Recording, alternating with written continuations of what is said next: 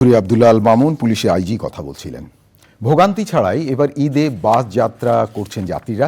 ঈদ যাত্রার শেষ খবর জানতে যাচ্ছি সরাসরি মহাখালী বাস টার্মিনালে। সেখানে আছেন সহকর্মী রফিকুল বাশার। বাশার, নিউজ স্টুডিও থেকে আমি সাইদুর রহমান বলছি, নিশ্চয়ই আপনি আমাকে শুনতে পাচ্ছেন। ঢাকা থেকে অনেকেই ছেড়ে যাচ্ছেন ঈদের ছুটিতে দেশের বাড়িতে, তো বলবেন ঈদ যাত্রার সর্বশেষ কি খবর আছে আপনার কাছে?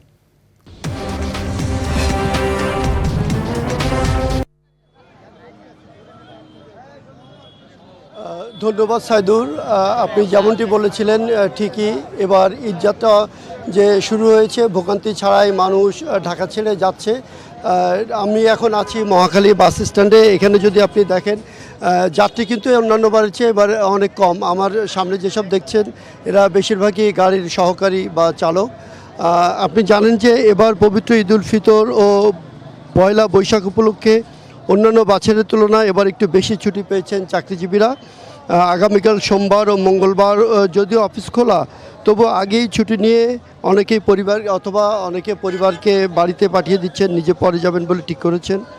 ধীরে ধীরে ঢাকা ছাড়ার ফলে এবার রাজধানীর বাস টার্মিনালগুলোতে তেমন চাপ নেই। অনেকে ভোগান্তি ছাড়াই ঈদ যাত্রা করতে পারছেন। এই মহাখালী বাস টার্মিনাল যে আমরা এসে দেখেছি যে কয়েকদিনের তুলনায় আজকে একটু চাপ বাড়লেও এই যাত্রীরা বা এই সংশ্লিষ্টরা বলছেন যে আগামীকাল থেকে যাত্রী একটু বাড়বে বলে তারা মনে করছেন। এবং যেহেতু এই আজকের পরে কালকে থেকে তাদের কাজও বাড়বে।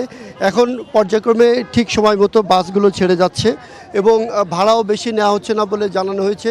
আমরা কিছু যাত্রীর সাথে কথা বলেছি, এখানে কাউন্টারের সাথে কথা বলেছি। এখানে কাউন্টারে ভাড়া টানিয়ে দেওয়া হয়েছে এবং যে ভাড়া টানিয়ে দেওয়া হয়েছে সেই ভাড়া অনুযায়ী ভাড়া নেওয়া হচ্ছে বলে যাত্রীরা সন্তুষ্ট প্রকাশ করেছেন। এবং এখানের যারা লোকেরা আছেন, গাড়ির চালক কিংবা অন্যরা, তারা বলেছেন যে পথিমধ্যে খুব একটা জ্যামও নেই, যার কারণে স্বচ্ছন্দে বাসগুলো যেতে পারছে। এই ছিল আমার কাছে শেষ খবর। সাইদুর। বাশার, অনেক ধন্যবাদ আপনাকে মহাখালী বাস টার্মিনাল থেকে ঈদ যাত্রার সর্বশেষ খবর জানানোর জন্য।